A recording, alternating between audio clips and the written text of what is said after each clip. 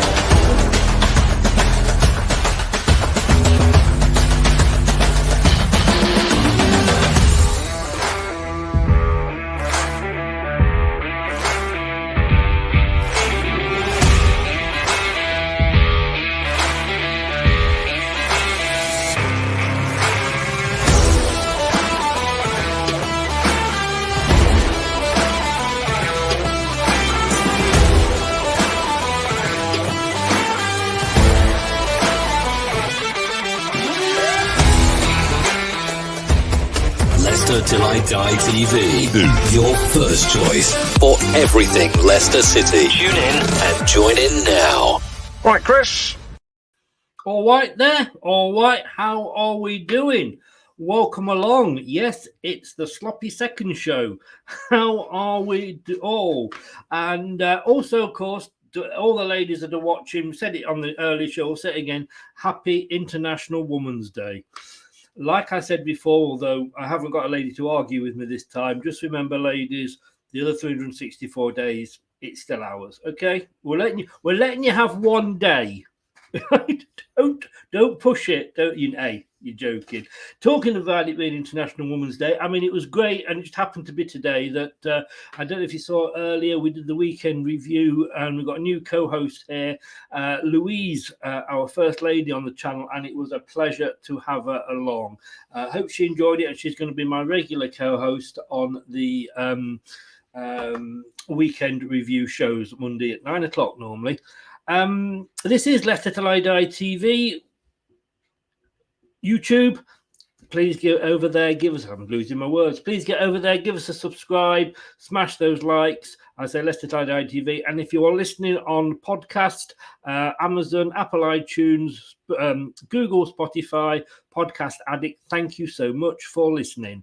This is where you can find us. Watch us on YouTube. Listen on your favourite podcast platform. Or ask your smart speaker to play the podcast Leicester Till I Die. Subscribe, like, follow, and join in now. Broadcasting live worldwide.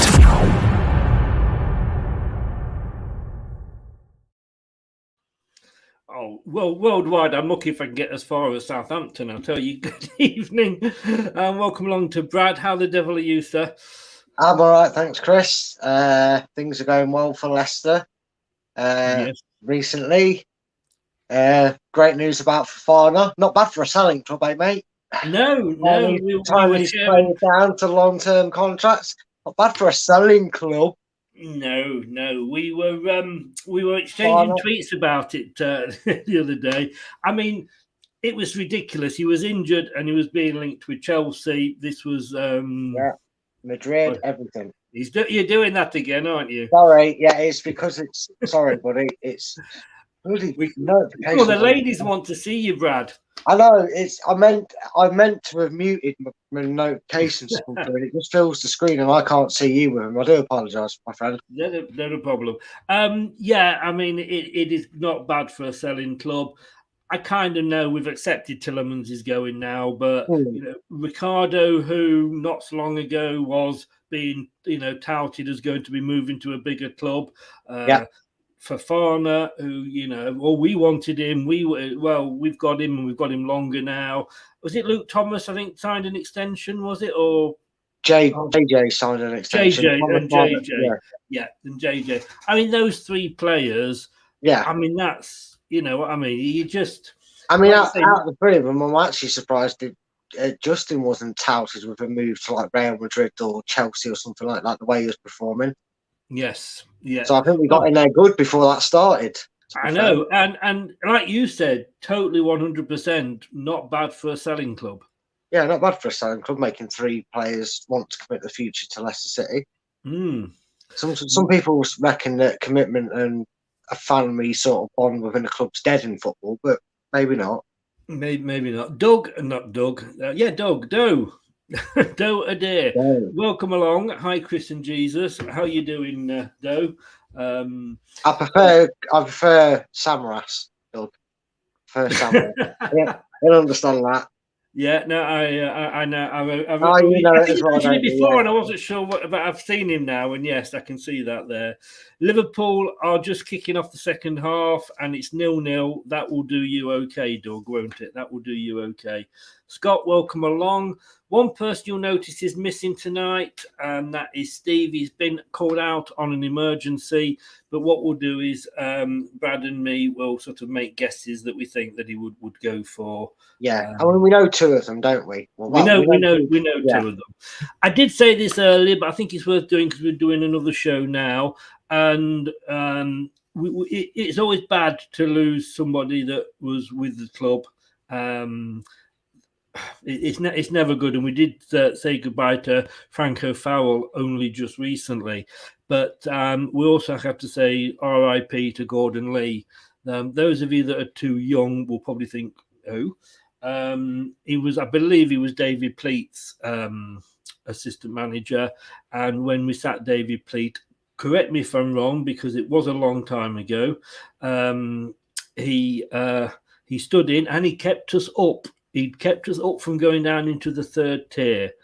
Unbeknownst to us, of course, Ian Holloway would pop along a few years later and manage that feat. But Gordon Lee, questionable as to why we didn't keep him at the end after he did that. But RIP to Gordon Lee and his family and friends. Rest in peace, Gordon. Niall over or White Chris, and hello, Brad. All right, mate, how you doing? Scott, I was just about to say, has Steve Lynex got a wig? And he's lost a bit of weight as well. I didn't say that at all. Well, we're going to do it slightly differently today. It is the prediction show. Let's see how we go along with this. And the first game, and it's probably a very apt place to start, as it happened, because it is obviously now Brad's second team, and they have got, of course, according to Brad, our future manager in their wing, because he suddenly has, I don't know why, changed his tune on Graham Potter, and I've just changed my tune on. I've just got to say that I will not be making you full screen tonight. But you can keep that for private. First game, Brighton host Liverpool. How do you feel about this one, Brad? See, the funny thing is, I've been talking about it, is when the Potter hype first started, and it was probably on here that I did it. The funny thing is, I said, let's all get talking about Potter when they're hopefully not back down in 14th.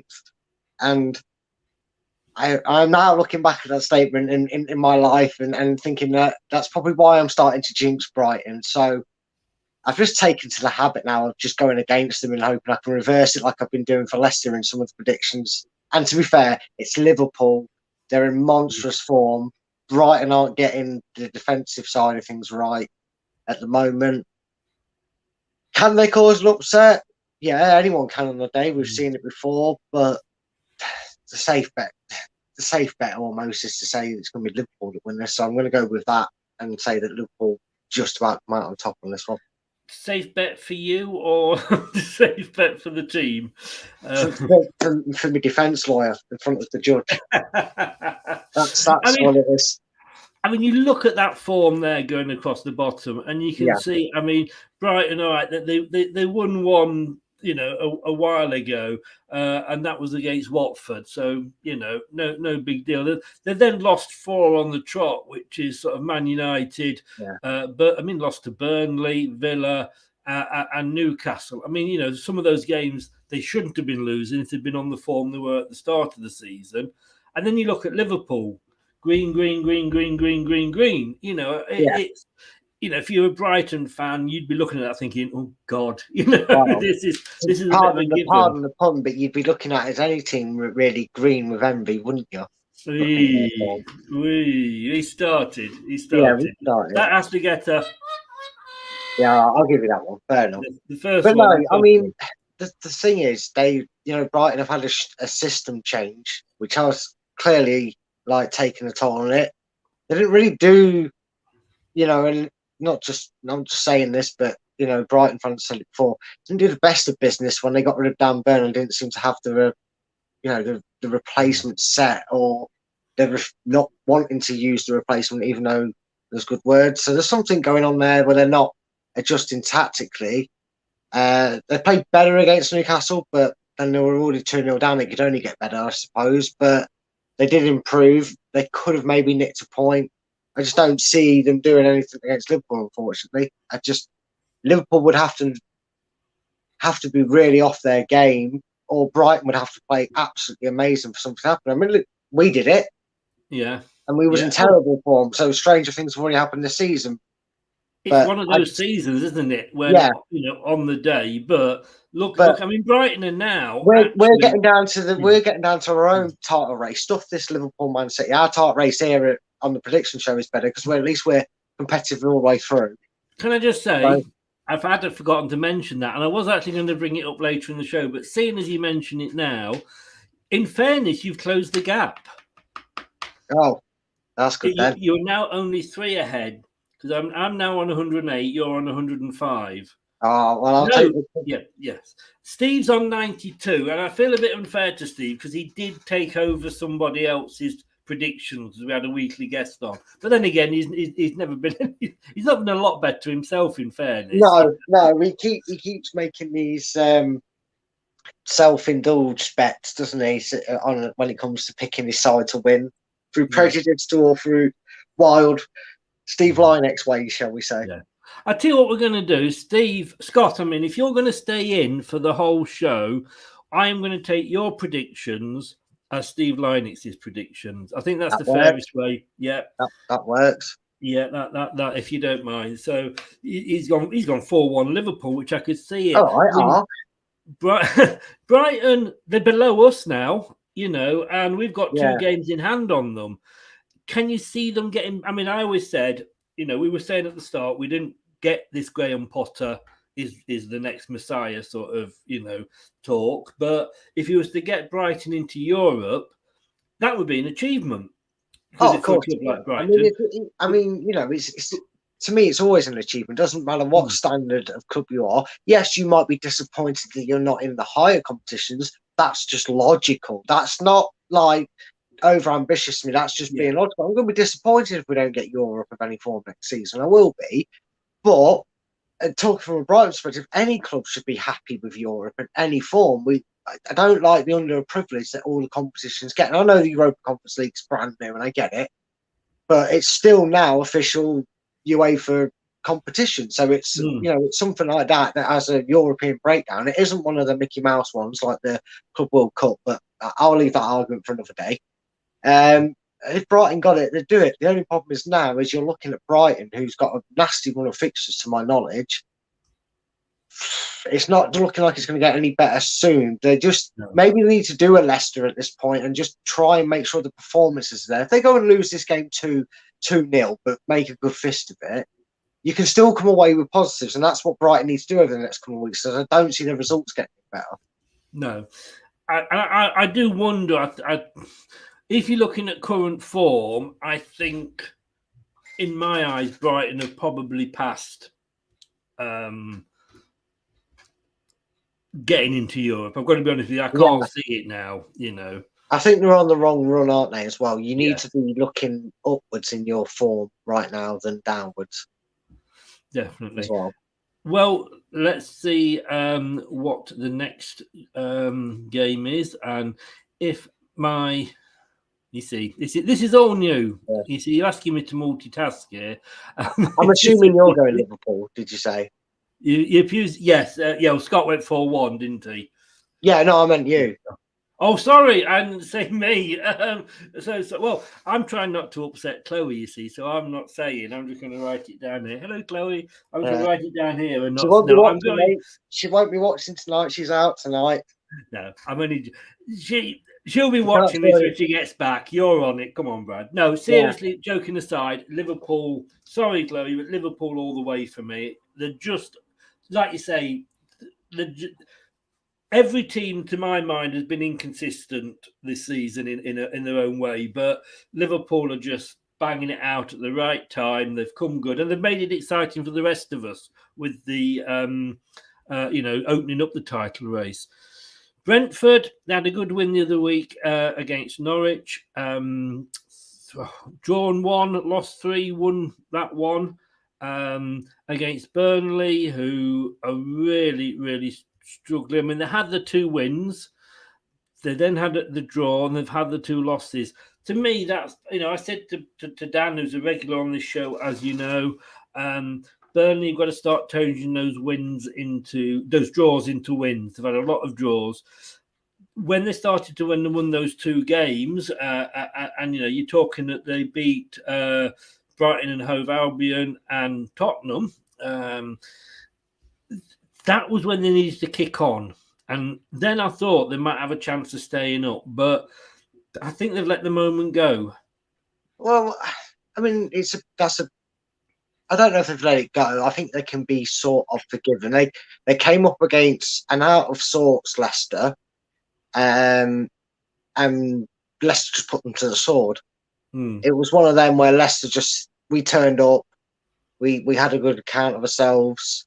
We were the Leicester that was sort of losing games to the naked eye, to the obvious eye, but maybe only Leicester fans were seeing the slight improvements on the pitch. And Burnley just came up against that. You do when you're on a momentum run, right? Because you try and grab as many points as you can. And Leicester just outplayed them on that game. They got turned over. And then they played Chelsea, didn't they? And for 45 minutes, they kept them out. But once their heads went, Chelsea went to town. And that's the only concerning point for me when it comes to Burnley's. Their mentality. Are they literally going to be one of them teams that if they don't go 1-0 up, their heads go? Because that's not going to do them well. And they're playing a Brentford side. Ivan Toney comes back, they get goals. I know 2 were a penalty, but he got a hat-trick on his return. I know you said it in the show earlier, Chris. But Ivan Toney's back. We said this about certain teams when they come up. We always find a player or 2. Ericsson got 90 minutes. This is a classic game as well. Brentford at home, after the performance the way they decimated Norwich, it's got home winner. It's got Brentford win written all over it.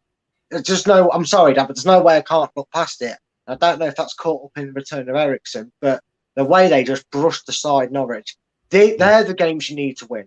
Yeah. Right? You can go and get your points and your surprise winning against Spurs, but if you lose your next 7 and 4 or 5 of them are against teams like, then it's going to count for nothing. These are the games you've got to win, and Brentford did that against Norwich. So they perform like that against Burnley. Even if Burnley have a good performance, I still see Brentford coming out top. Totally 100%. Scott went for the draw there. Like it's like, when we beat Burnley, if we hadn't then gone on and beaten Leeds, it wouldn't have been. Yeah, it wouldn't matter. It wouldn't matter. You've got to carry that on, and I like I said, I could see Burnley staying up. Where I thought, this is they're going to kick on from here, and they just haven't. They say, they got that draw against Palace. They lost to us. And all right, Chelsea. You lose to Chelsea, but this is just going to be the game, isn't it? I think this is almost, without being over dramatic, you could say that Burnley's season rests on this game. Yeah, you would be interested to see the bounce back if Brentford do go and get a comfortable win, especially if it's a comfortable win. And Burnley have got coming up a lot of games against the lower teams. They've got Everton. I think they've got Newcastle. I think they've got Watford as well. So those are the games they've got to win. Chelsea, it's 3 points, great, but it's unlikely to happen, and it didn't. It's the win the games against the teams around you because, as they always say, it's an old football saying, they are the proverbial 6 pointers. You're taking 3 off them and getting. They're the ones that will keep you up over a season. Yeah. Now, if they don't win this against Brentford, because this is a winnable game for them, then I do really start to get worried for them. Yeah, I think the wheels will come off their charge because, especially if, say the teams just above them also go and get a few booster points to separate the gap even more after that. Yeah. Then what? They're like 5-6 points off. It just, even though it sounds small, it just seems that a lot bigger number when the game starts shrinking, because then all of a sudden it's 12 games and then it's 11 games and then all of a sudden, you know what I mean? Suddenly that 5 point gap is still there and whatever it is, or could become, going into single figures, then it sets in the mindset, and that's what Burnley have got to try and avoid. I mean, they've only got one game in hand now. I mean, they've actually played one game more than Everton. I know that is the games now, but Leeds, they've got one game in hand. All right, Brentford 2, and Watford and Norwich, they've only played one game less than them 2. They've suddenly sort of that run of games that they had. There were 4 games behind at one point, have suddenly disappeared, and they're still down there. Yeah, and again, that's why they've not taken their advantages. Yeah. In fact, they probably, they've got 2 wins, but if you think about it, like you're saying, with them now pretty much played them games in hand, they've not come out of that with a level. They've probably come out of that just 50-50, haven't they? Yes. If not, just a bit less. And you really want to have maybe 2 more wins before that run started. It was great that they got it, obviously for Burnley to keep them going, but it almost was literally like they exert themselves in all the desperation because they realised they were really falling behind. Yes. 2 wins out of their last 7 probably is not the form they need. They need to be winning this game and then not doing I'm really torn on this, to be honest with you. No, it's because your son's a Burnley fan that you. Well, no, he wants me to go against Burnley because whenever I say Burnley, go for Burnley. Go on, Chris. Take sacrifice. Go for Burnley. Go whenever I've picked Burnley, they've lost. But like you say, Tony's back, Ivan Toney, and he's come back. And I don't care that there were penalties. There's still a goal. It still gives him the confidence. First game back, gets a hat trick. Yeah. Weghorst, he's got a goal, but he hasn't followed that up again. And Ericsson, which is fantastic news to see him. Not only see him to come back, but to see him play the full 90 minutes. And I was saying with Louise earlier, it will be interesting to see where he goes at the end of the season, if he's staying at Brentford or if he's moving on. Because I definitely wouldn't mind seeing him at Leicester. But looking at this, and I know the form's pretty much the same there. It says draw all over it in a way, but I think I'm going to have to agree with you, Brad. I think I'm going to have to go for a Brentford win. I just fill it in my water almost, if you like. It's all right, Chris, because if they win now, we can tell Dan. We did that for him. Yes. That's his birthday present. You can give him a birthday gift. Exactly. Inter Milan have just gone 1-0 up against Liverpool. Squeaky bum time there. 19 minutes left. 19 minutes left. Bayern Bayern Munich, and I heard this on the radio earlier, that they're saying Bayern Munich are going to struggle tonight. Well, they're not struggling because they're 5-0 up against Salzburg. I think Salzburg wish they had a certain striker playing for them still. Mind you, I don't know whether it made a lot of difference against Bayern Munich. Now, this could be the game of the weekend, because it could be the dullest 0-0 draw that we ever see, or it could be an amazing 6-5 or something silly to one of the teams.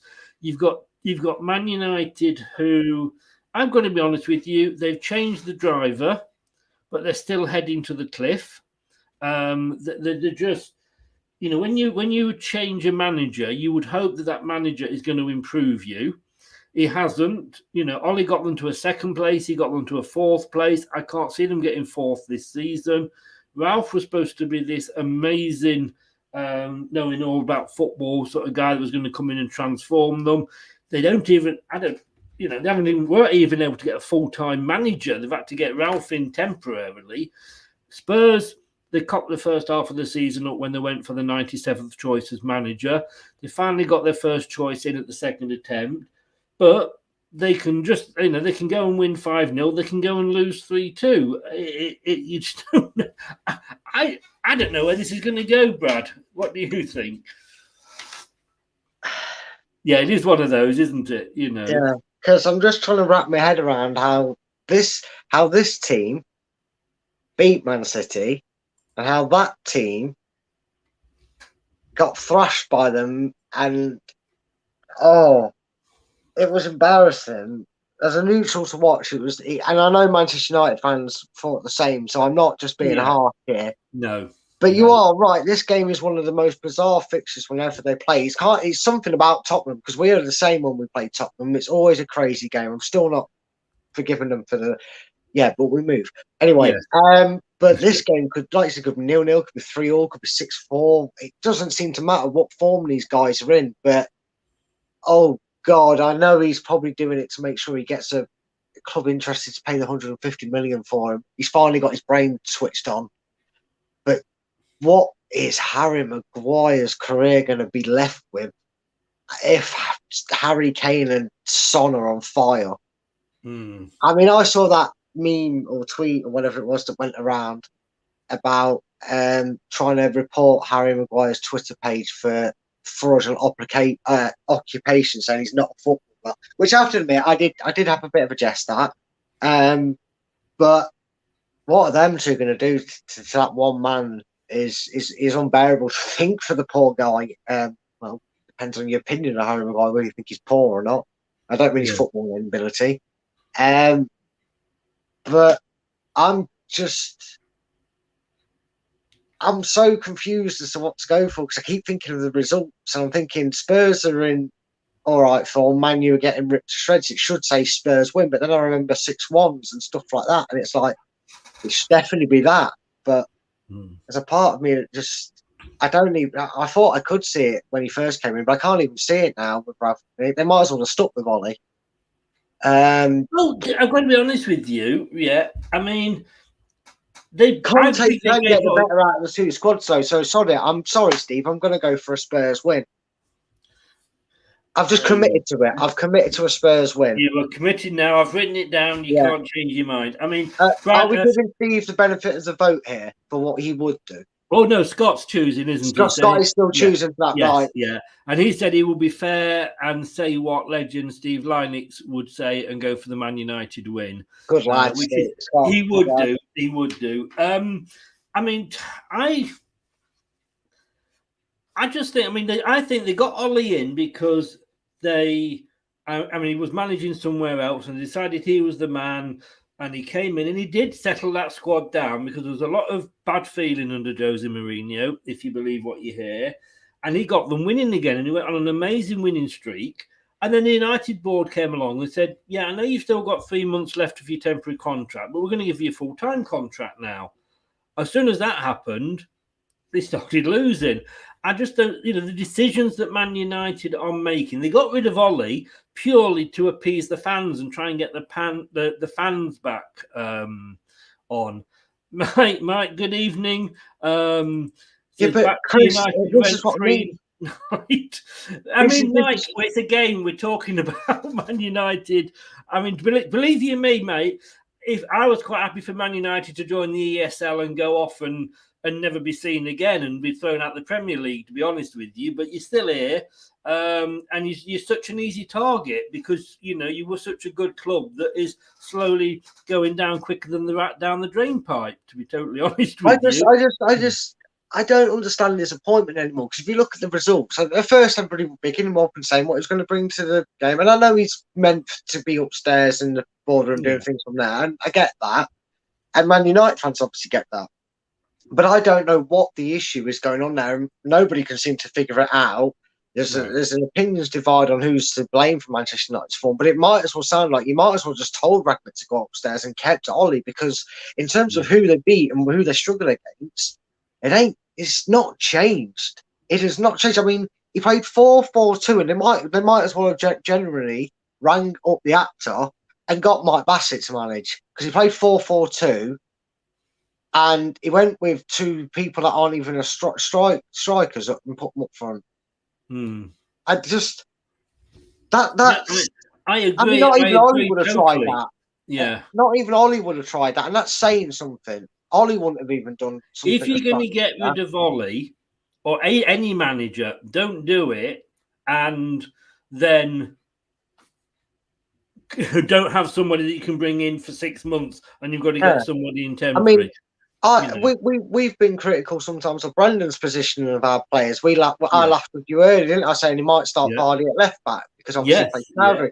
But clearly, well, this is Brendan. Yeah, but by the way Chowdhury played that game, it's clearly something they're working on. Brendan clearly likes to try and get players, seemingly the youngsters, he can, to try and be versatile. So it's working in a way. If he's trying to make Chowdhury more versatile, he's probably opening up to more game time through injuries or whatever, like he's been getting. So they're trying to do that with Paul Pogba and whoever else. I was just like, And I've got to say, Mike, in fairness, you're going to get talked about because you're such a joke at the moment. You know what I mean?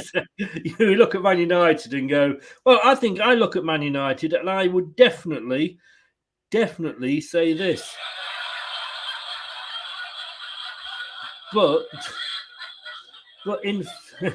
in fairness, we've also got to look at Tottenham. And of course, stay in Tottenham.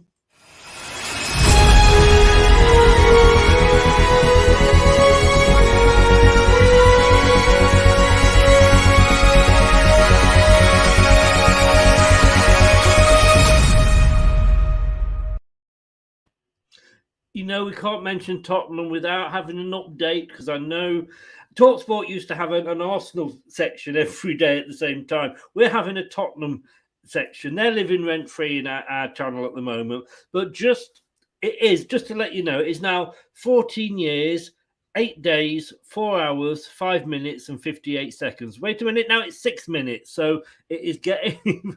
Tottenham, I'm sorry, but you are... you rubbish. It matter who you get in. I mean, I'm going to go. I'm going to go for a draw on this one, and I think it's going to be a very low scoring draw. I've got to be honest with you. I can't see it any other way. The Tottenham can play well. Look at they look at the way they demolished Everton. You know, they could have just done it 1 or 2. They didn't. They went and got 5, and probably should have had more. And Man United are just awful at the moment, but you don't know what Tottenham's going to turn up, and that's the thing. So I am actually going to go for a draw on that one. And we know, even if it's a draw, we still know it'll be first on Match of the Day. Yeah, and that's the long segments as well. Yeah, loving Chris like the curtains as well. Lol. Hey, we've not got onto Arsenal yet, Anthony. Don't count your chickens. Right, so the next game, this could be interesting. Chelsea, Newcastle. Let's just bring this up. And I have actually missed Chelsea off, but it is Chelsea first there. Talk to us about this one, Brad. Well, Newcastle have done the correct business. I've got to give credit where it's due. They did the business that they needed, and it's paid off for them, because they've probably got themselves from the relegation thing. It was a little bit of a laugh and fun at joke. It would have been nice to see them go down with all that money just for that, but they've done the job. But at the end of the day, it looks like they're starting to claw their way out of danger quite comfortably the way it's going. So this is really a free hit for them. I don't actually read too much into Chelsea's second half against Burnley, because I think if they can do that against Burnley, what they're going to do against the Newcastle side that are going to be up for it and going to fancy the chances, they've got no fear. I don't think Eddie Howe will allow for comfort. He'll still want points on the board, because obviously you don't want to just start putting your feet up after 4 or 5 good results. But the way it's going down at the bottom, you start to think they're already getting themselves out of sight pretty much already. So free swing, good game, potential for an upset. It's probably the fact that I still think it's possible just because of how good a form Newcastle are on. And yes, Chelsea did put a fair few past Burnley, but they've still been struggling as of late to do that a lot in the league. I know their form is, has got an L in there, but it's got 3 wins on the bounce. But the results haven't been that convincing when they've played, But when you look at who they've beaten Tottenham, which we literally have just said they could easily lose as win Tottenham, but they beat Tottenham. They beat Chelsea. They beat Tottenham. They beat Crystal Palace. They beat Burnley. So 2 of those games you think they should have won anyway. Yeah, anyway. They only drew with Brighton, and of course they lost to Man City. Howdy, John Wayne, by the way. How are you doing? And then you look at that, and you probably look at them wins. They weren't that convincing. The Crystal Palace score, I can't remember it. That was 1-0, just 1-0. Yeah, so it's not been convincing when they have won. I think the fact that I can still potentially see an upset means I'm not going to go where I was originally. I'm going to say it's a draw. Right. I think just because I can actually convince myself that Newcastle could potentially win it, but not enough to go by it, I'm going to have to sit on the fence with it. Yeah. Scott said he sees an upset on this and he's going for a Newcastle win. I've got to be honest with you. I was going to go exactly the same, Brad. I think Eddie Howe, I still don't think he's there long term. And I think that's purely because I hope he is, because I've seen him down here and what he did at Bournemouth, etc. Yeah. So my thoughts. I think he is what the people are saying Graham Potter could be. I think he already is, and this is his chance to prove. And I think with what he's done with Newcastle already, yes, he's had the money, yes, he's brought some big names in, but Man United, we can see having big names doesn't guarantee you anything, but he's got them playing. He's got them really out of the shit, if you like, and getting them up the table. If the results go, they could end up above us if the results go that way. They're only 2 places behind us. Oh no, they're too many points. They're 5 points behind us. They haven't, like you say, they haven't lost in 5. The draw was against West Ham, but they've beaten Everton, they've beaten Villa, they've beaten Brentford, and they've beaten Brighton. Now, again, you could say they've not beaten anybody big, but you can only beat what's in front of you. And if this was at Newcastle, I might be tempted to go for the Newcastle win, Yeah. But I think with Chelsea, they're just... Yes, they beat Burnley 4-0, but I think Burnley almost capitulated in that. Once the first goal went in, they kind of just... It was almost like they'd given up, So I'm going to have to agree with you. I can see this being a draw. Now then, talking about teams in trouble, and they say that, Leicester have had trouble behind the scenes. I question whether that's actually the case or not. Certainly not, I think, like Man United. Chelsea are at the moment for different reasons, but this club are really, really in the poo-poo now, And I don't blame Frank Lampard. I think it was the case, as I think you said, or Dan said, you can't polish a turd. Yeah, look at that Everton side. You know, I mean, Wolves have dropped off, but Everton 1 win in 5. And, you know, if you look at the table, mate, you know, Everton, they've all right, they've got 2 games in hand on Leeds, but Burnley, they've only got 1 game in hand now. They're literally only a point out the bottom 3. They beat Leeds, which, okay, you know, again, you might expect that. But, I mean, 5-0 against Spurs. That's demoralising. Yeah. I know they're on a bad run of form, and you wasn't really expecting them to do anything against Spurs, let's face it. But that's bad. That's just as bad as the confidence knock it'll do to Manchester United. And Wolves must be rubbing their hands because they were awful against Crystal Palace. They were awful. That was for me was not so much shock because Crystal Palace have done decent this season, given the fact that Vieira was sort of Ranieri-esque in being the first manager supposed to get sacked before he'd even taken a training session. Yeah.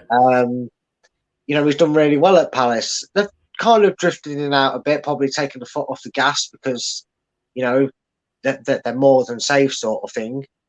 But Wolves will be looking at going, all right, we know they might have a response in them, but do they really? I think they're going to be nervous. I think Wolves will be... I think you make Wolves aggressive for this game. For the start, I can only see it being one-way traffic. I know Wolves did lose and didn't play well at the weekend, but Everton are just... Oh, that could have been the game that's broken Everton's back. I don't think they'll go on and lose every game they're playing in for the rest of the season, but that might have just been the start of the end for Everton, especially if they lose this game. And I think that's it. I do think that's it.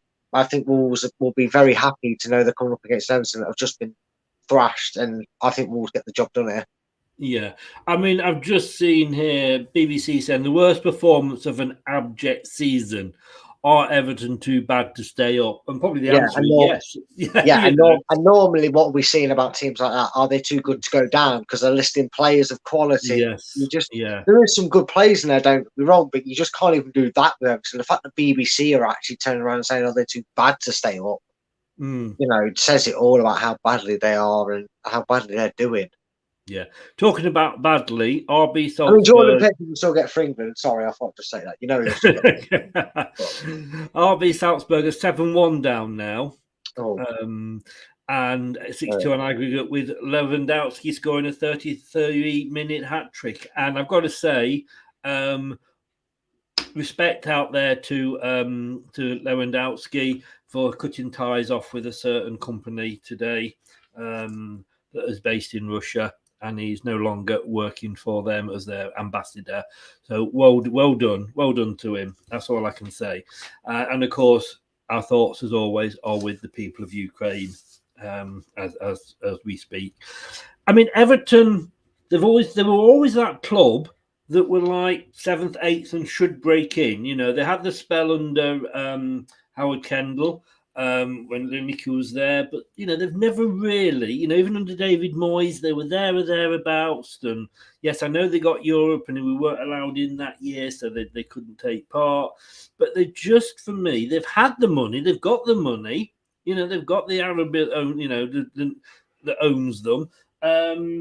They've bought the big players, they've spent money. But that doesn't mean a thing. Yeah, but some of the managers they've had that they've allowed to spend the money. Ronald Koeman was a disaster of a train wreck in the transfer window. Yes. No, I agree.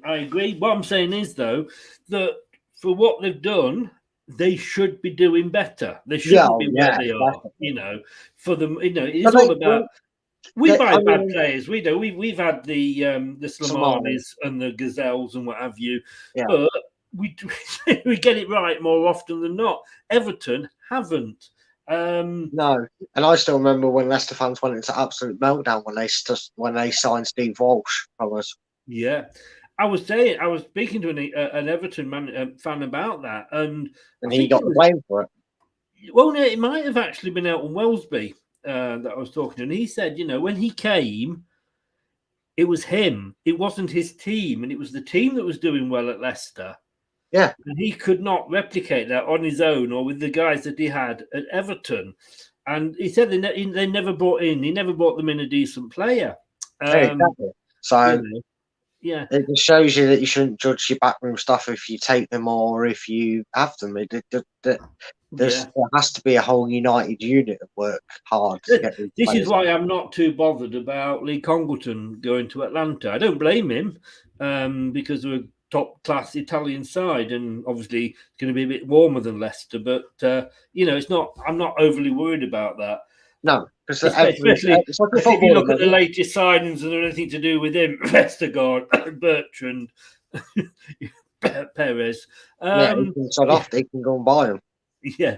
Everton should be doing one. It might not be a bad job for them to actually go down, regroup, and come back up. And if they go down and say someone like Brentford can stay up, for me, that's happy days. And that's nothing against Everton. Don't dislike them at all. But I just like to see that bigger team go down. I don't know how Everton would actually cope in that first season. It might sound simple, but Pickford's not going to play in the Championship. Not as England's number one. He's not going to want to. I don't know why, but he's not going to want to play in the Championship. He can't afford to be really doing that. He needs to be playing with the greatest of respect, high end opposition, week in, week out. So he'll get a move. Richarlison's going to be sold straight away. Yeah, because he won't want to be in a Championship. Calvert-Lewin probably goes as well. Everton needs to be worried if they go down. I know they've got the owners, and I know these players might do a Newcastle, keep them all together and do it, but I don't know. I'm a little bit worried. They might. I'm not saying they won't get promoted for something, but I don't think they'll have an easy coast. And I certainly don't think they'll have anywhere near the squad they've got now if they go down. But look what happened to Leeds. I know that was more financial ruin that did this to Leeds, but everybody thought that maybe if a few Leeds players could have stuck together, they would have gone up, and it just got worse, didn't it? Yeah, so it did. We will see. Scott's gone for a draw. Boring. Had we not seen that 5-0 win for Tottenham against Everton, it will be demoralising. A win like that's got to be. And, when you look at Ralph and at Southampton now, he came back after 2 9-0s. I don't think Lampard's got necessarily that experience to do that. After, I know it's only 5, but still 5. Yeah. Wolves, I'm surprised that they've lost the last 3. I really am.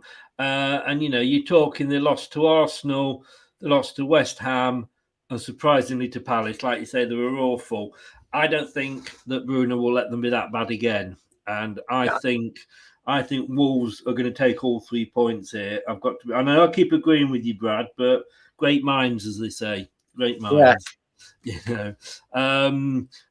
Dorco says we've still got to play them twice this season. We could relegate them. We could do. But let's not get too, to say that, we're Leicester, we're on form now, we're going to stuff Everton. Yeah, this is Leicester.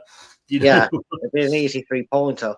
Yeah. This is a good point, actually, Scott. Talk about Everton. We could we be having Steve Walsh back as head of recruitment? I actually tried to get Steve Walsh on the show. That's Steve Walsh, not the football player who's already been on. And I was talking to his daughter, Hannah, and it was going through her.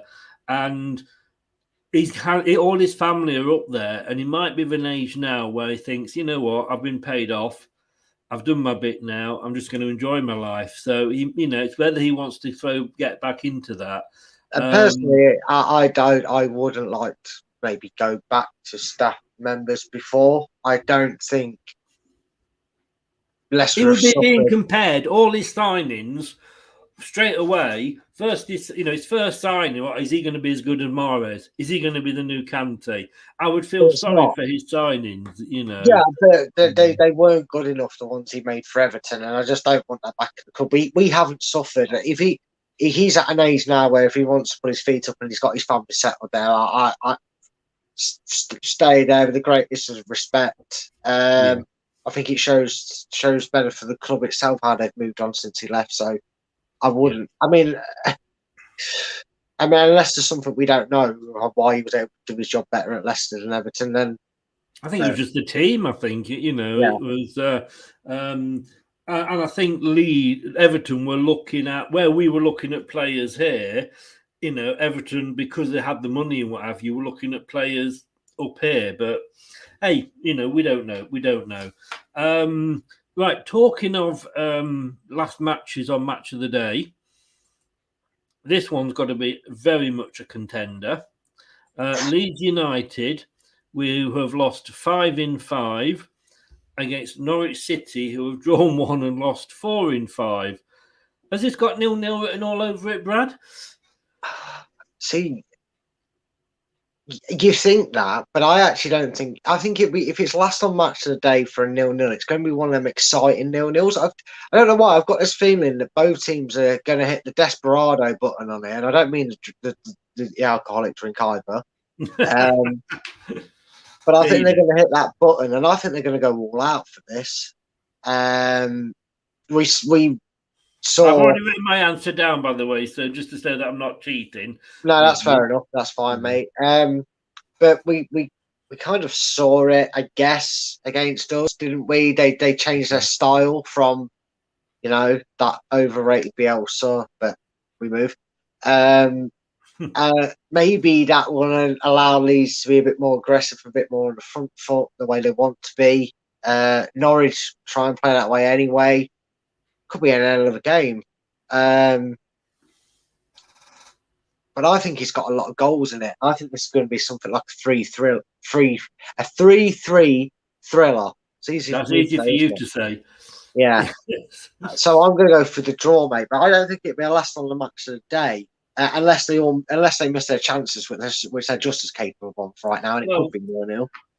The worrying thing, I know we beat them 1-0. The worrying thing was, as I said at the time, is that we let them have so many shots, nearly 20 shots. Right, I'll remind you again. You said that about Randers. We've stepped up to Leeds gear. Arsenal's the next test. We'll talk about the genius that is Brendan after we beat Arsenal. He says, to be honest with you, I've, as you know, I've always said Brendan is a tactical genius. Yeah, never called him anything like a bell end or anything like that. No. I wouldn't. I would never do that. How dare you, sir? How very dare you? For me, I did the watch along, and I spent a long time, obviously, 90 minutes with the Leeds fan, who they're absolutely delighted with Jesse March. He's very much in the Bielsa mould, although he doesn't sit on a bucket. By the way, Leeds have got a bucket for sale if anybody is interested. If anybody needs a bucket, please contact Leeds United. They have got one for sale. But he sorted the defence out because, they let 14 goals in the previous 3 games.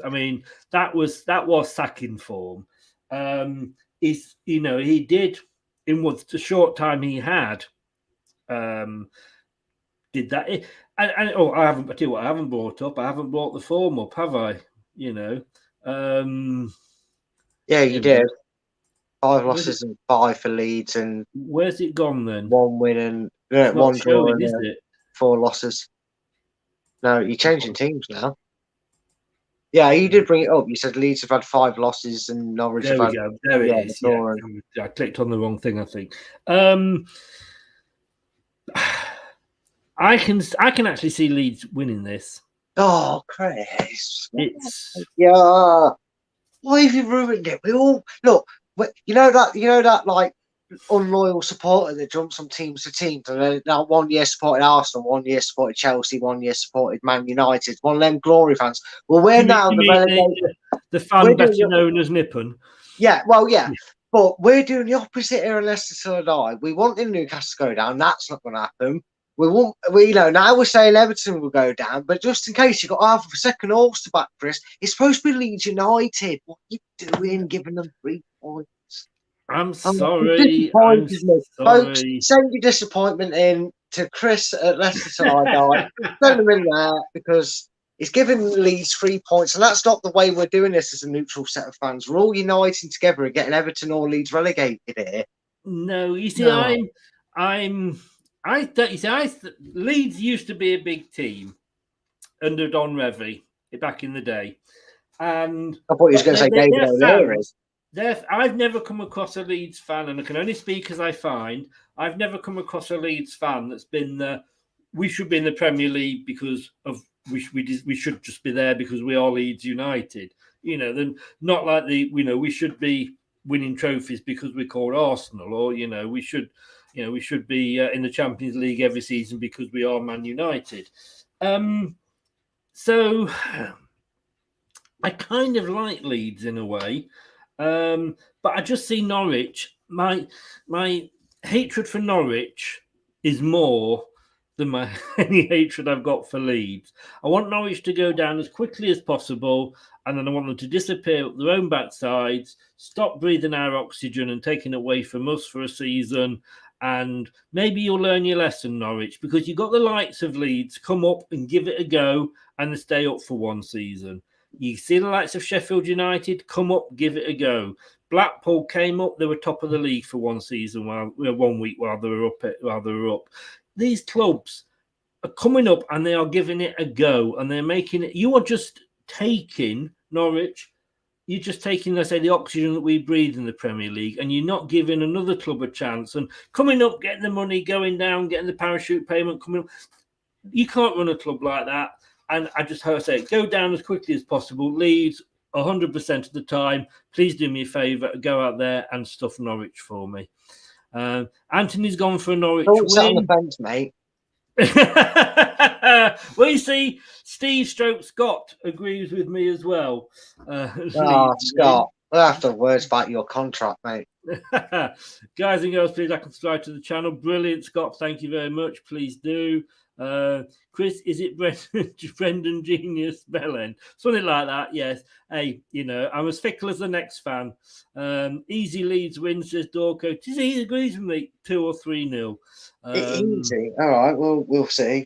I mean, I'm probably wrong, so you're probably all right, but... Yeah, I'm going to say this is the man who's lost a sort of a 10-point lead in the prediction league here. No, I just wanted to do Leicester proud, all right, and bottle a top 4 somewhere. Hey, we're going to look at the rest of the game straight after this.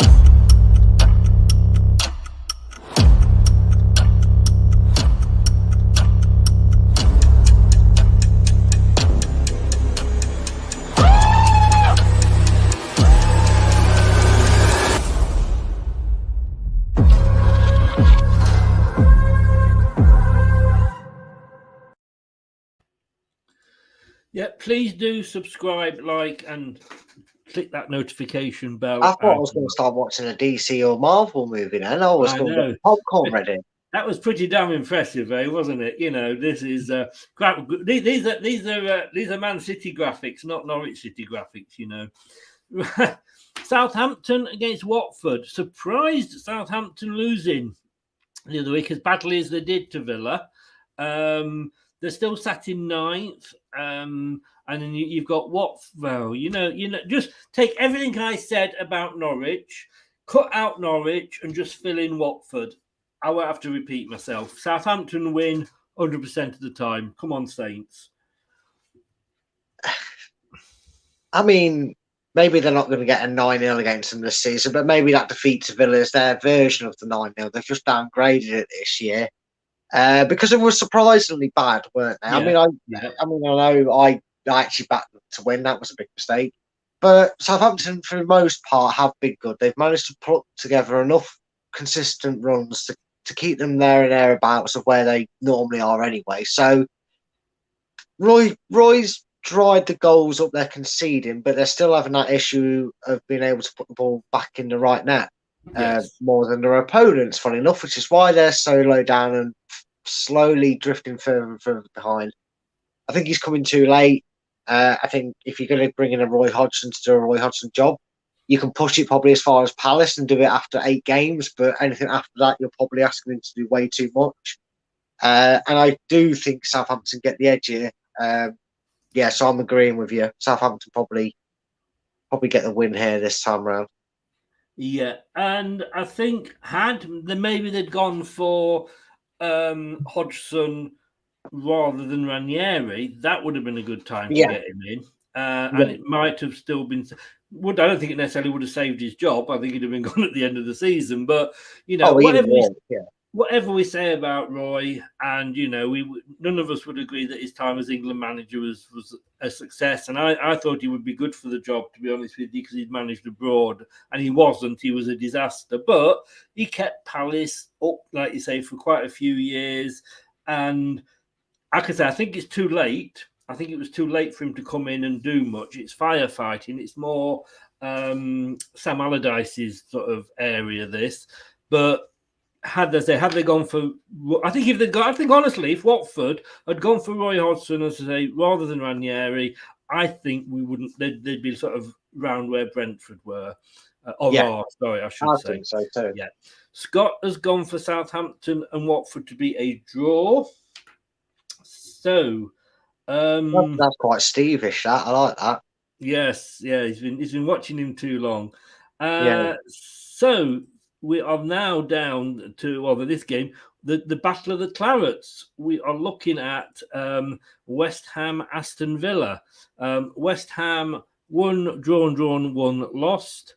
Sorry, that's West Ham. Yeah, Villa draw, lost, won. This could go either way, couldn't it? Well, quite literally. I mean, you would say look at West Ham not. Have lost 1 in 5, but it's 50-50 literally on the other outcomes of that. And they've been a bit inconsistent. And I've been saying that they're probably doing what Leicester were doing in their first season when we got into Europa League, which was we was doing well against the bigger sides, but when we were expected to win, we didn't always get it. That's when we drop points more often than not. It was less against the big teams, or so it felt, than it was the teams lower down. And Villa couldn't have asked for a better time to get in form, could they? They got form, but it's 2 wins, but we class it as form. So yeah, it's form, and it was a comprehensive win against Southampton. I mean, I found it very hard to believe that when the commentator was trying to make out that Southampton were basically having their best spell at 4-0, that it was very much Aston Villa on full throttle at that point. I think they were very assured of the points, but they do go into this game, West Ham, in somewhat indifferent form. Villa on the rise, big result. And Coutinho bagged, so that's proven out a decent move for them. But I can actually see Villa getting this one. I've got a funny feeling the Villa are going to go on another bit of a run, and we're going to see that continuously be the case with Steven Gerrard. I think he's going to have a few good spells and a few bad spells. It kind of does remind me of Chris Wilder in that first season, but a little bit less consistency to it in terms of more wins and whatnot. I think he's got that ability, and I think maybe, I think I'm going to give Gerrard the edge in this game and say that he comes up with a third win in a row for Villa. Scott is doing a Steve here. He can't stand Villa, so he's just going for West Ham, whoever they were playing. Oh, fair point, Scott. Fair point. No prejudice is real, mate. That's all that matters. As long as you've got your reasons, doesn't matter what they are. I mean, West Ham, they lost. And in fairness, it was only to Liverpool. Say only to Liverpool. Yeah. It was to Liverpool. It was only 1-0 is what I meant to say. Yeah. But I do feel maybe the wheels are slightly coming off that wagon a little bit. That said, they're still in 6th place. Villa, I mean, they drew with Leeds. They lost to Newcastle. They lost to Watford. I mean, this is the form with Villa. But then, they go and beat Brighton. Sorry to have to keep bringing these up. And they beat Southampton 4-0. And I find it slightly worrying that I'm going to have to agree with Anthony here and go for the 1-1. Well, not saying they go for 1-1, but I'm going to go for a draw because I think I have to say West Ham. Maybe I say the wheels are starting to come off the wagon, and maybe Steven Gerrard. He had a good January window. He bought some excellent players in. Coutinho, I mean, is the sort of player we all wanted. You know what? I can see him doing well, but I think it's just a case of maybe getting them all, next season when he's going to make it, like I say, have a good run. But yeah, I can see this being a draw, same as Anthony here. Yeah. I mean, my thing is, I don't know if maybe I've been a bit swayed and got a bit giddy, but Leicester's form always likes to give you a lot of false hope. So I'm just going to look at it. Yeah. I did look at the table, surprisingly getting a nosebleed because the rest is quite high up in comparison to Leicester right now. But I know we always say I prefer the points over the games in hand, but I did look at the situation because I couldn't help getting a little bit giddy given our form recently. And I look at West Ham as the target. They've played, 3 more games than us, I think? Yes, yeah. So, and I think our points total would put us 6 points behind us as things stand. We're on 33, so with 9 points, that would be 42. West Ham are on 45. So we would be up there. If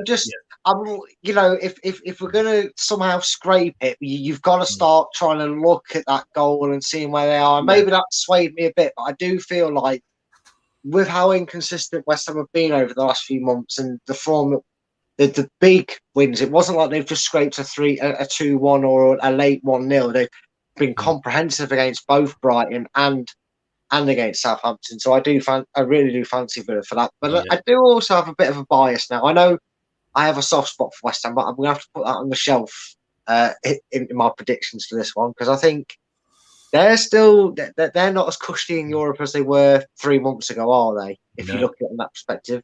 Because there's a few clubs on the same points as us, but we're the only ones that have got a real group of game hands that could maybe. Doug, welcome along. That's welcome back. 2-1, you got through at the end, so squeaky bum time, but you're through. That's the main thing. The other thing for me is as well, I'm sorry, I know he's not watching because it's past his bedtime, but, Jake at West Ham, an official, I've gone for the draw, but if Villa beat you, then I'd just like to go on his channel and just go, because he was kind of, I don't know if you saw it, I'd gone onto his channel having a bit of banter with him, and it was an FA Cup preview, and he happened to say that they were still in the FA Cup, and we weren't, which fair point, fair point. They lost, I think it was to Southampton that night in the FA Cup, and I did the Michael McIntyre centre-all. Well, my version was centre-one, and he never got back to us. So bit of fun, bit of banter. That's what it's all about. Scott here. Mainly may surprise people, but having Martin O'Neill as a past manager, as well as having plenty of extra ex-work colleagues, definitely ex-work colleagues. That's one of the reasons that I don't like Coventry. Why can't we have Forest, Derby, Coventry, and West Brom in the Premier League instead of Brentford, Watford, Norwich, and Brighton? I don't know if I'd want them all in there. I wouldn't mind. I wouldn't mind Forest coming up this season because, we've missed that Derby games, haven't we? So I wouldn't mind. Don't want them all up, but I wouldn't. And I hope Derby get out of their problems again. And we're quite happy to see them go down, but I don't want them to go out of business. I don't care about West Brom. They're a West Midlands side to me. Yeah. They're not the rivals I grew up knowing. And I'll be perfectly honest. I like being the only East Midlands side. Yes.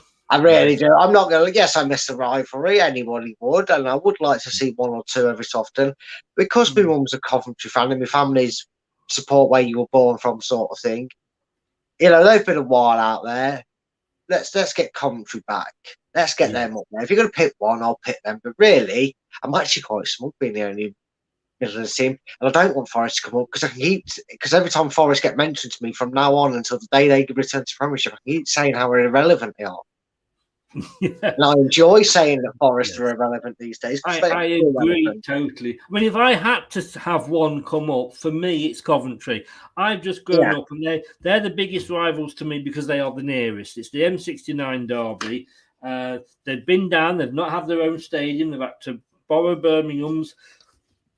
But I do miss that, Derby Day feeling. Probably fans don't seem to have it as much against Coventry. But like you say, it is nice. I was looking. Yeah, I was looking. I suppose a few others were as well. My era grew up with Coventry, Derby, and at some points Forest in the Premier League. All right, Forest, I think, was only maybe 2 seasons. Maybe only 1. They were that bad, I don't know. Yeah. But we had Coventry and Derby were consistent in the 90s, weren't they, Chris, in the Premier League? Yes. So I'm probably lucky. Maybe sometimes I've never experienced it. Maybe they've experienced playing the odd time.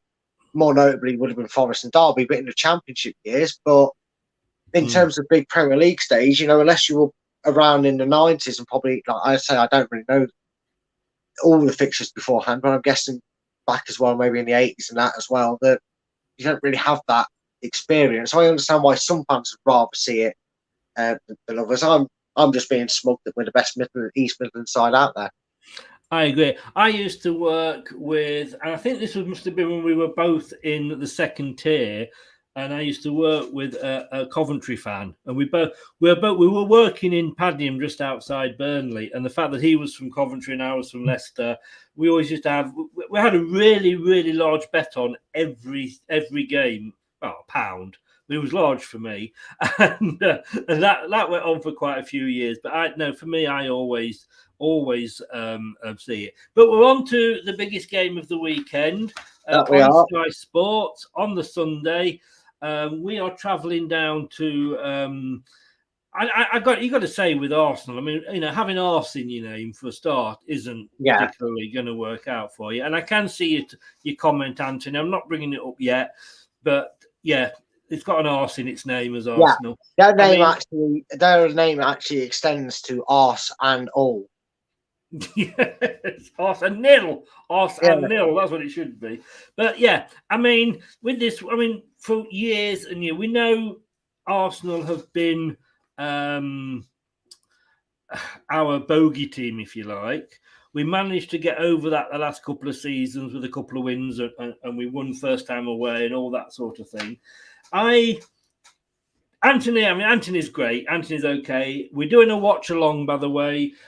This Sunday, it's going to be start at 4:00. Me and Anthony are going to be doing a watch along. I love doing the watch alongs where you got one fan of each team. It is brilliant. And so, Anthony, I will see you then. What I do find a lot of Arsenal fans are, like we spoke about before, we're Arsenal. I think it started off two reasons that I don't like Arsenal is one, that time they beat us twice in the season we won the Premier League. Yeah, but they celebrated that like they won the league. Yeah, so, yeah. I mean, they had that picture and they got Ozil doing that in the dressing room. I'm thinking it was Valentine's Day cards as well, weren't it? It was Valentine's Day. It was the only bit of love Arsenal ever get themselves. Well, yeah, and to be honest with you, all that did was I'm sure they probably took that photo, stuck it on the changing room wall, and they just looked at that every time. The fact that they also, you've got fans that are, and you just said then, Arteta, you want him out. Why? Because we're not winning the Premier League. We haven't won the Premier League in I don't know how long. And just because you are Arsenal, it gives you no right to win the Premier League. And before at the start of the season, it was every Arsenal fan that I spoke to, Maddison is coming to Arsenal. Why would Maddison come to Arsenal? You finished 8th, we finished 5th. Because we're Arsenal. You start saying like he would walk barefoot over broken glass to get to Arsenal. It was kind of like when they're defiant response to something like that. I mean, everybody says right that I'm gonna bring back onto a selling club here that apparently our mentor is right. That apparently no good player wants to stay at Leicester long enough. But let me just tell you Arsenal shopping list. I've got it written down here, right? It goes Vardy. Nope, that didn't happen. Maddison. That didn't happen. Yuri Tillemans is still laughing on the phone uncontrollably. Wesley Fofana signed a new deal at Leicester. Oh no! Wait, that's 4 of our players that Arsenal tried to say they were interested in, and then pretend they weren't when they either signed a new deal or turned them down. But we're a selling club. 3 out of 4 have got deals with Leicester. The other players have got long-term deals with Leicester, and I'm just wondering why Arsenal think they can take anybody and do it when I mean, I don't know. Maybe we false advertise. Maybe we need to have a word about our advertisement board because maybe we've put Leicester selling club FC, but I don't know if it's been some miscommunication. But for a couple of things, they can just take all our players. In fact, Arsenal, can you go in for your Tillemans again? Because you seem to scare them into signing their contracts to Leicester, so they don't have to get approached by you. I've got to be honest with you. I can see and you're going to probably fall off your bed now, but I can see Tielemans going to Arsenal if, and this is the big if, they finish in the top 4. No. Rory Tielemans wants Champions League football. No, but he wants it consistently, not on a fluke. No. Right?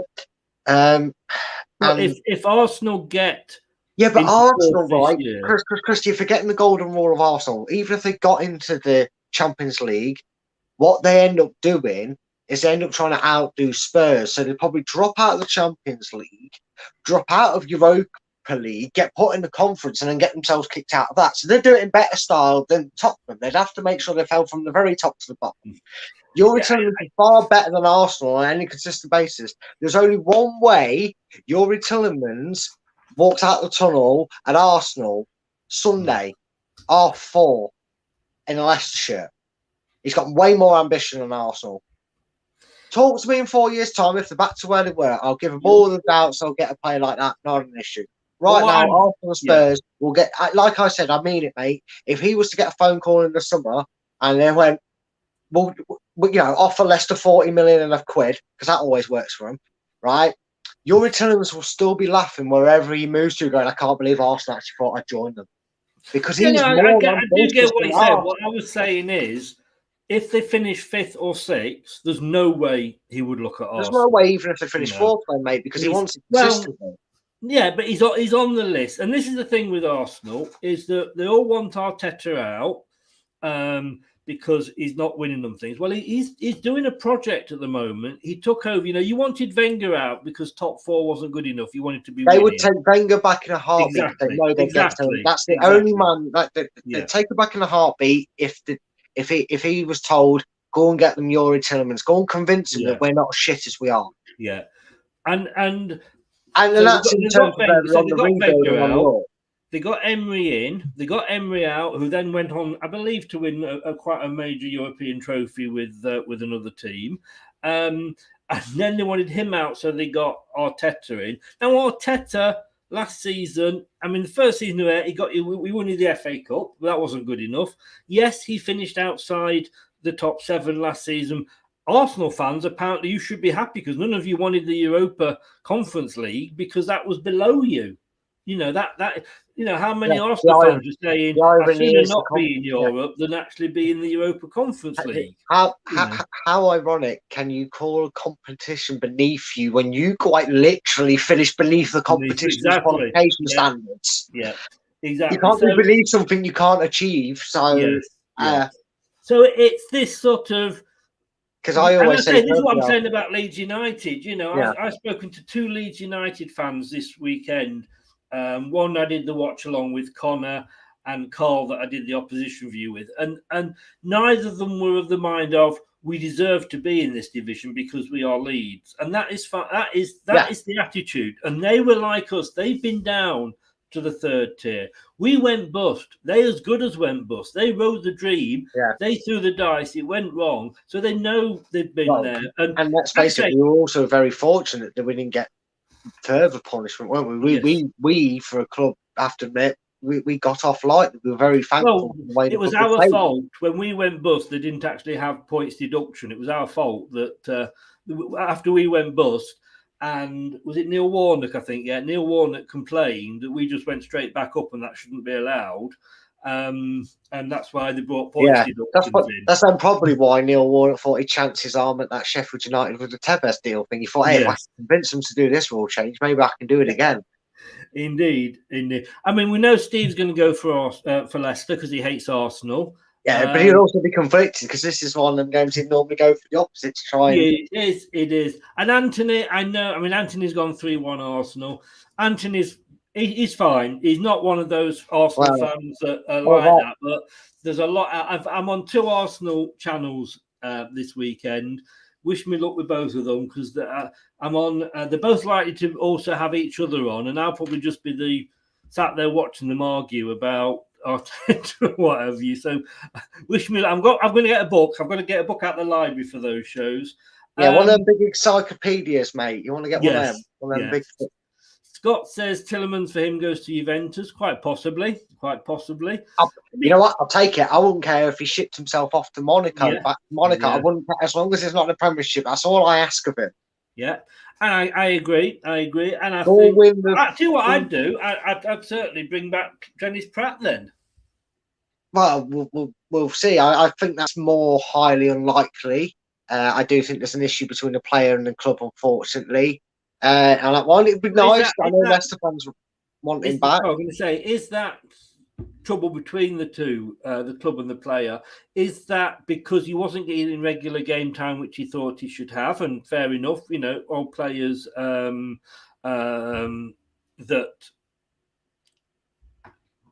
So, you know, every player thinks they should have more game time. Yeah, So I know what you're saying, though. He's in Belgium. He's a Belgian regular. They're the best football team in the world internationally.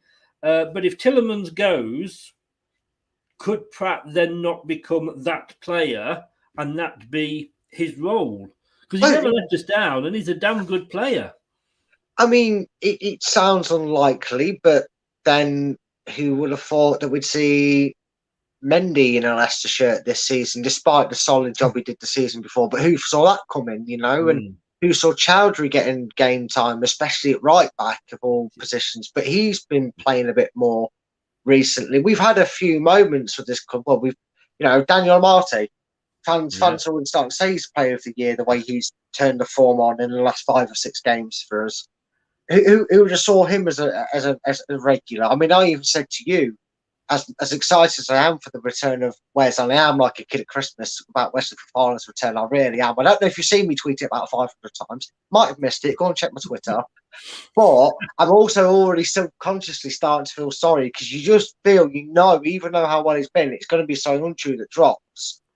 It won't be so untrue that gets dropped for it. And that's not to say that so untrue's been bad over the past 2 or 3 games. It's just, you know what I mean? It's great to see Wes back, but I'm going to feel sorry if he's going to stick with the 4. But so, I mean, like I said, who knows if Brendan's not kind of said, look, we think we're going to lose Tielemans. Yeah. So maybe, there is a chance. There is a chance. Go and out get some, go and play football. Quite rightly, I shouldn't stop you being able to play football. You go, and he let him go. And then if he does leave in a year, that space is yours. We don't know. I mean, like you said, it's happened before. We've seen it. Yes. I'd be surprised if it was the case. You can't rule it out because of how many occasions we've seen it with Brendan. Like you said, if he goes, he's got Kieran Dewsbury Hall. Pratt might feel, well, actually, now I feel like I can get more game time, because I've seen that if they don't perform, these players do get job and do get runs in the team. So if I come back and commit myself, maybe I'll get more. Time will tell. Time will tell. Anthony, I'm on Luca's channel at 5 o'clock on Thursday, and I'm on Stephen's channel at 10 o'clock on Wednesday. And to be honest with you, I know that Stephen is going on Luca's channel. That will be interesting, like I say, because if they start moaning to each other and arguing, I'm just leaving. I was on Stephen's earlier for a Champions League and Europa League prediction show. Oh, that was fun. Yeah, you have my sympathy.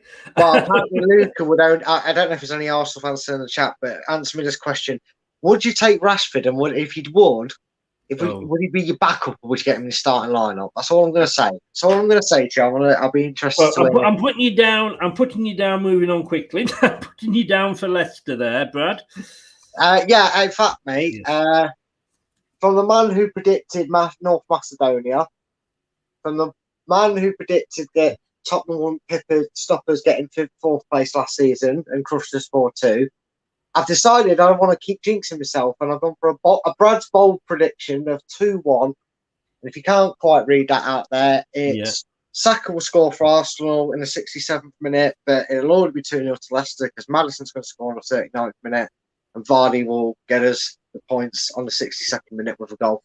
So if we lose, it's all my fault, and I'm never doing this again. Yeah.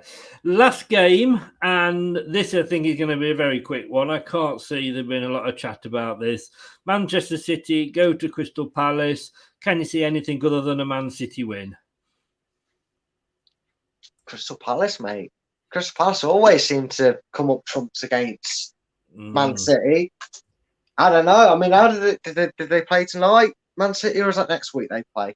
No, they haven't played tonight. No, they haven't played tonight.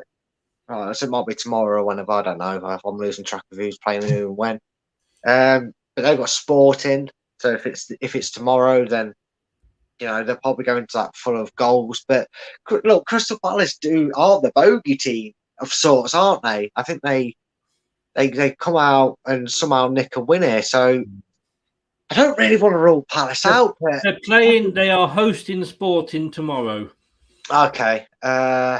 I mean, they won the first leg comprehensively, didn't they? 4-5-0. So I'd imagine they're going to do the same to them, especially if it's at Man City. I'll be gutted if I go with Man City and Palace win because I want to get the points. But I am going to say Man City really should win this, and I'm going to learn my lesson one there. I'm going to back Crystal Palace, and I'm going to beat Man City again, and I'm going to get some points, but not this season apparently, because I'm going to make the foolish mistake of backing Man City. I mean, I can't see it. Well, I'm looking at this and I'm thinking, yeah, deep down, I think Man City will do. I can't see they will. They may lose a game before the end of the season. I don't think this is it because Palace just aren't in, top form. I mean, they drew with Brentford, they lost to Chelsea, albeit only 1-0. They beat Watford, they drew with Burnley, and obviously they beat Wolves the other day, a very poor Wolves side, in fairness. Man City only lost 1 in 5, as you can see going across the ticker tape, and that was to Tottenham. Bloody Man City. But I'm hoping for, fingers crossed, of course, is Palace are there just above us. Let's hope they lose and we can make up some ground. I mean, Palace are on 33 points, exactly the same as us, but they have played 3 more games than us. So if we could beat Arsenal and then Palace lose to Man City, because, I mean, when we beat Leeds, we were up to 10th at one point, and then at the end of the day... We were getting dizzy up there. Yeah, at the end of the day, we were back down to... it was in the top half. Down to 12 where we started. So we've both gone for Man City. Scott, on behalf of Steve, is going for a draw. Whoa, okay. Stranger things have happened with Palace. Like I said, they're a bit of a bogey team. You could probably say that about Spurs, their only defeat in that run. They're a bit of a bogey team for Man City. So, you can't rule it out, but going off what you've just reminded me there with them being on, I know we've got 3 games in hand, but they're on the same points. If we can get the points on the board against Arsenal, like I'm hoping to, then it'd be nice if Man City could actually get it right for once against them and beat them. Yes, yeah. Well, just to quickly go through that, we've all gone for Liverpool to beat Brighton. And with Scott, thank you very much, Scott, for stepping in for Steve there on that. Steve's just messaged Chris saying if he gets all 10 results wrong, he'll see you in court. I don't do score predictions, Anthony, but I went for a Leicester win on that one. So we've all gone for Liverpool, say, to beat Bradford, and thanks to Scott for Brighton. His first draw was a draw between Brentford and Burnley, but we've both gone for Brentford wins. We were totally split with Man United Spurs. Steve went, obviously, Man United for Steve. Scott went Man United for Steve. You went for Spurs. I went down the middle. Yeah. Funnily enough, nobody fancies Chelsea against Newcastle. I know, right? Yeah, Scott's gone for Newcastle. We both went for the draw. Yeah. So not more, probably less surprising than that is nobody went for any points for Everton. Steve's gone for a draw. You and me have gone for Wolves. Leeds, Norwich, you've gone for a draw. And I only really do wish I had the "you cannot be serious" clip, which I haven't, but you've gone for Norwich, and me and Scott went for Leeds. To be fair, it wouldn't really, it'd fall on deaf ears the "you not be serious" part now, wouldn't it, with their seasons, both of them? Yes, yeah. Watford are going to get nothing at Southampton. Scott needs to get a point, but you and me thought... we said that with such confidence. Watch Watford win now. Yeah, well, with the season the way it's going, it's been the worst season ever. 9-0 that I just said they avoided this season. West Ham Villa, again, totally split there. Scott went for West Ham. I went for the draw. You went for Villa. We've all gone for Leicester to beat Arsenal. Anthony. Was it? It was Morecambe and Wise, wasn't it? Eric Morecambe used to get Arsenal. Just out of interest, and I haven't got any curtains for you. But should we just see when the last time Arsenal won a trophy? What do you think? Go on. That's. It won't let me. Where are we? Where's the teams? No, I can't because it's not. When did they win the FA Cup? Oh, it was a couple of seasons ago. In fairness, wasn't it? So what? It was about three seasons ago. It was Arteta's first season, wasn't it? But when was that then? Yeah. It was a couple of seasons. We'll give them that. Yeah, about 2.5, probably 3 years ago. Yes. 3 and a bit years ago or something like that. Nobody's going for Palace against Man City. Scott's gone for a draw. You and me have gone for a Man City win. So Q Benteke hat-trick. Yes, and Anthony went Chelsea 2-1. So, yes, I think you agree with... Oh, Chelsea 2-1. Yeah, Anthony. But, it was the FA Cup final against Chelsea. It was indeed. Talking of which, there's a lot of games coming up. We've got Rennes coming up on Thursday at 8 o'clock. Brad will be joining me for the post-match after that. It's another one with your cocoa and slippers at 10:30ish. Really is. Tomorrow, we've got the Rennes preview show at 7 o'clock. We won't be doing a preview show for the second leg because, to be honest with you, they're so close together, it's not worth doing. But also tomorrow at 1 o'clock, I know it's an odd time and a lot of people will be working, but so will he at night. So at 1 o'clock, I will be talking to Mick McCarthy. Bloody hell. Who, not the manager. Don't get excited. I thought you'd gone big mainstream. I thought I was going to get the man himself who gets scared of cameras. To be honest with you, I couldn't afford him. He'd only want a one-way flight. You're right. Well, actually, in fairness, let me in fairness. I say it's Mike McCarthy. Sorry, it's Mike McCarthy.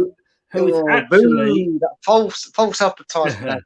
He's actually at BBC Radio Leicester this week. He works at BBC Radio Leicester, covering Leicester City, and he also works for Talk Sport, covering some matches as well. So I was going to talk to him about Leicester's season, what has gone wrong, where it's gone wrong, why has it gone wrong, from a professional, but from a reporter's, a presenter sort of point of view. So 1 o'clock tomorrow, it's going to be interesting. Sorry, it's not Mick, but it's Mike. Mike McCarthy. It's still a great guest, mate. Still a great guest to have on. It is. I mean, BBC Radio Leicester, and like I say, Talk Sport as well. Mate, thanks very much for coming along and joining us. As always. And have a good rest of the evening for what's left of it. And I will do, mate. Stay safe, and everybody else take care as well in the chat. Yeah, Scott's just said here, Brad, if I don't help Steve close the gap on you both, and I'm going in hiding. Well, you can't get any further behind. Yeah, Chris and Brad had the same dream: a Leicester win. But at least we don't have, because I believe that all the Arsenal squad. Hey, sorry, Anthony, quick question. Sorry to cut you off, Chris. I've just got these I've got these fixtures down here. Who are Arsenal playing on Thursday, mate? Sorry, I was just looking for your European football. I can't see any. Is there a misprint?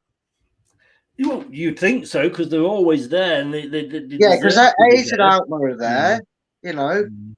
Well, I'll tell you what. Where all their players will be on Thursday, because if you remember, I did say that they celebrated after beating us, early in the dressing room. That they are actually all going to be on Thursday evening. The squad are going to go to the fertility clinic because they were suffering from premature celebration. Oh, if you don't laugh, you'll cry. On that note, come on. I mean, it was the big build-up. All the show. Yeah, isn't it always, mate, for the premature ones? It is actually. I'm going to be honest with you. I was actually going to go, but I turned up a day early for my appointment. Oh, anyway, dear. That's another. Yeah. I actually had a meeting that's supposed to help you with stop being late for them, but apparently it was yesterday, not today. Yes. See, they get worse. I haven't got a tumbleweed. Yeah, you haven't got a tumbleweed bottle for that one. Yeah. So what is it Chloe sees in you? Your sense of humour? No, she's technically blind, mate. I've told her this myself. It works. It's my charm away from the camera that works. Mate, all the best, mate. Have a good night, and I'll see you. Probably speak to you before, but I'll see you late at night on Thursday. When let's hope we're talking about going back to France the following week with a good win. Yeah, good night. Good, nice 5-0 victory. That'd be nice to talk about, mate. And then I can only dream and wake up. And Anthony, that's European football. Yeah, see what it is. It's a French side. So what we have to do is they have to come here and we have to go down. It's called a 2-legged event. Yeah.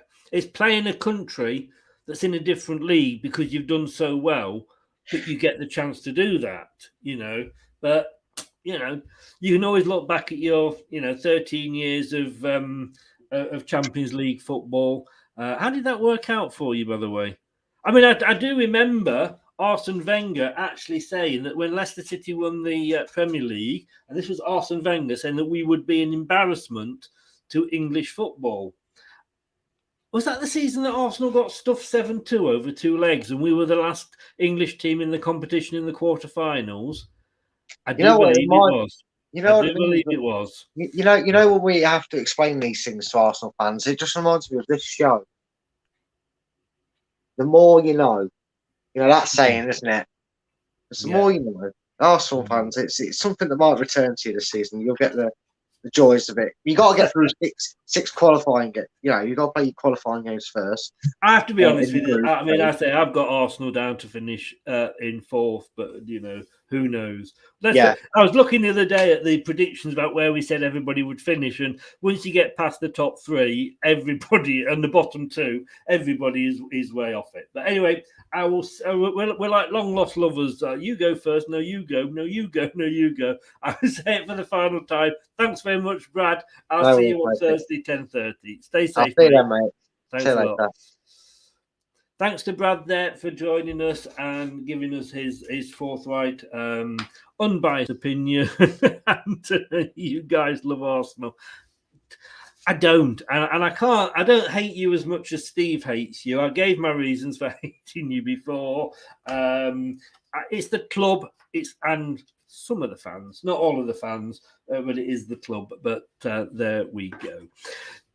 1:00 tomorrow.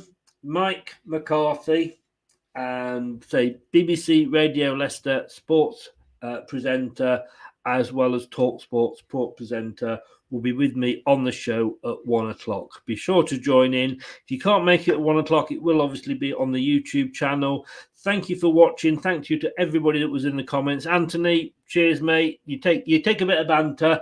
I'm sure you'll get your own back if you beat us on Sunday. Maybe I'm not looking forward to that watch. Thanks to Scott for standing in for Steve. Thanks to everybody else that was joining in as well. And if you are listening to this on podcast, Spotify, Google, Apple iTunes, Amazon, Podcast Addict, thank you so very much for tuning in. I will be back, like I say, tomorrow at 1:00. Take care, stay safe, and like I always say, don't do anything that I wouldn't enjoy. Thanks for watching Leicester Till I Die. This is Chris saying goodbye and see you next time.